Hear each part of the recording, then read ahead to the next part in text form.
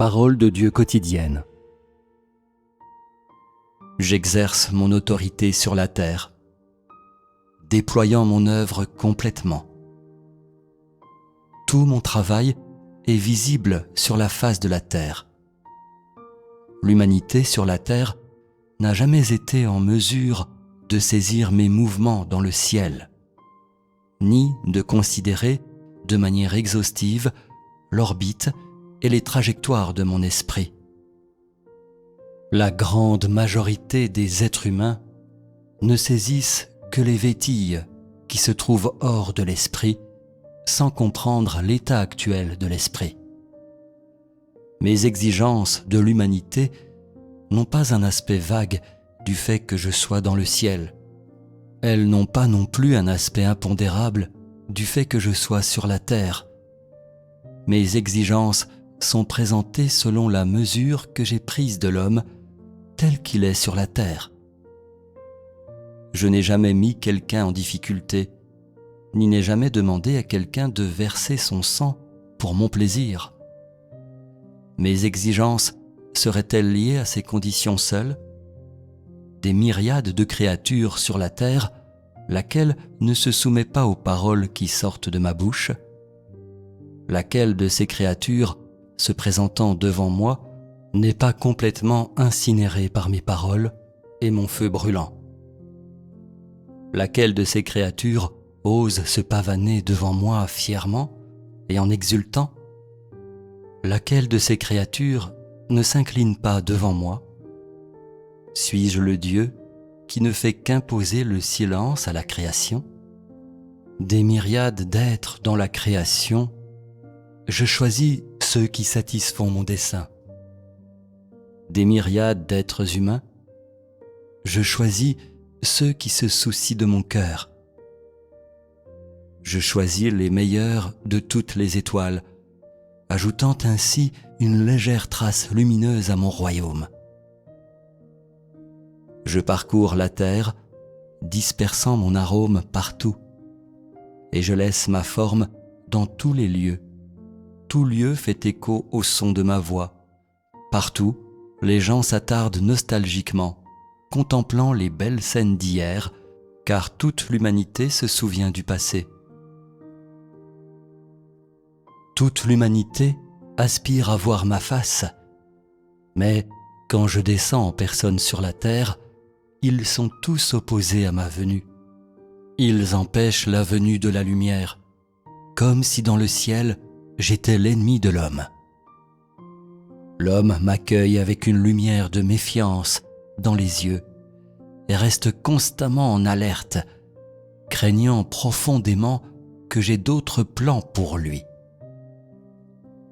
Parce que les êtres humains me considèrent comme un ami inconnu, ils pensent que j'ai l'intention de les tuer au hasard. Selon l'homme, je suis un antagoniste meurtrier.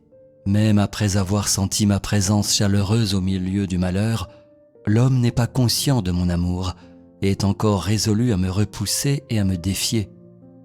Au lieu de tirer avantage de cette condition pour prendre des mesures contre lui, j'accueille l'homme dans la chaleur de mon étreinte. Je remplis sa bouche de douceur et son estomac de la nourriture dont il a besoin. Mais quand mon hire courroucé secoue les montagnes et les rivières à cause de la lâcheté de l'homme, je cesse de lui procurer ces différentes formes de secours.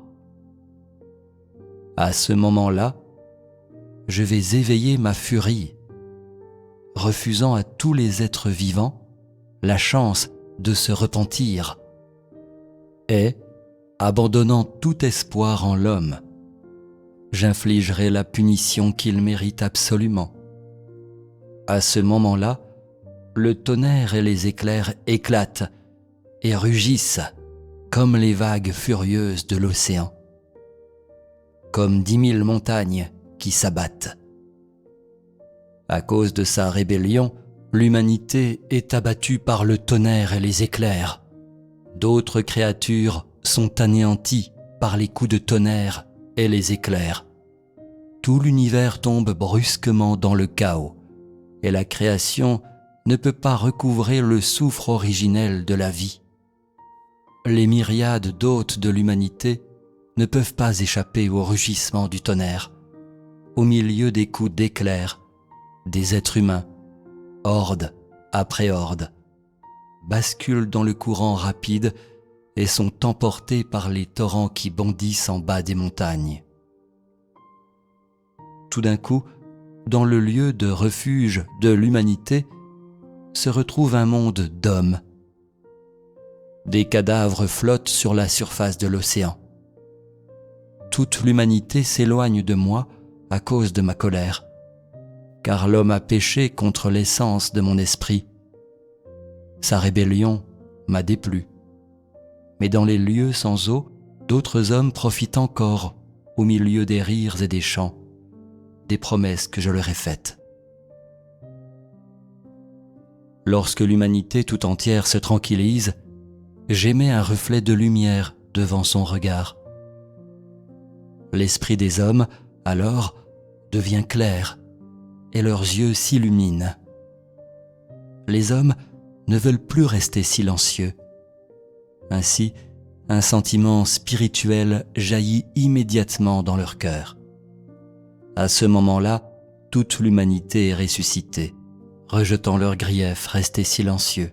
Tous les hommes se rassemblent devant moi, ayant remporté une autre chance de survie par les paroles que je proclame, car tous les êtres humains veulent vivre sur la face de la terre. Pourtant, lequel d'entre eux a déjà eu le désir de vivre à cause de moi ? Lequel d'entre eux a déjà montré des choses magnifiques en lui pour me faire plaisir ? Lequel d'entre eux a déjà été attiré par mon parfum séduisant ? Les êtres humains sont tous faits d'une matière grossière, non raffinée. À l'extérieur, ils semblent éblouir les yeux, mais dans leur être essentiel, ils ne m'aiment pas sincèrement. Parce que dans les profondeurs du cœur humain, il n'y a jamais eu même la plus petite partie de moi. L'homme est trop déficient. Me comparant à lui, il semble que nous sommes aussi éloignés l'un de l'autre que la terre l'est du ciel. Mais, même ainsi, je n'attaque pas l'homme dans ses points faibles et vulnérables. Et je ne ris pas de lui avec mépris à cause de ses lacunes. Mes mains ont travaillé sur la terre depuis des milliers d'années. Et pendant tout ce temps, mes yeux ont surveillé toute l'humanité. Mais jamais je ne me suis servi d'une vie humaine comme si elle était un jouet. Je considère le sang du cœur de l'homme et je comprends le prix qu'il a payé. Alors qu'il se tient devant moi, je ne veux pas profiter du fait qu'il soit sans défense pour le châtier ou pour lui imposer des choses indésirables. Au lieu de cela, j'ai assuré à l'homme ses besoins et lui ai donné tout ce temps. Et donc, ce dont profite l'homme relève entièrement de ma grâce, entièrement de l'abondance offerte par ma main. Parce que je suis sur la terre, l'homme n'a jamais eu à endurer les tourments de la faim. Au contraire, je laisse l'homme recevoir de mes mains les choses dont il peut profiter, et je permets à l'humanité de vivre de mes bénédictions. Toute l'humanité ne vit-elle pas sous mon châtiment ? Tout comme les montagnes gardent dans leur profondeur de grandes richesses, et les eaux dans leur vaste étendue des biens pour la jouissance, les gens qui vivent dans mes paroles n'ont-ils pas d'autant plus la nourriture qu'ils dégustent et savourent ? Je suis sur la terre, et l'humanité jouit de mes bénédictions sur la terre. Quand je quitterai la terre, au même moment où mon travail aura atteint son achèvement, à ce moment-là, je n'accorderai plus rien à l'humanité à cause de leur faiblesse.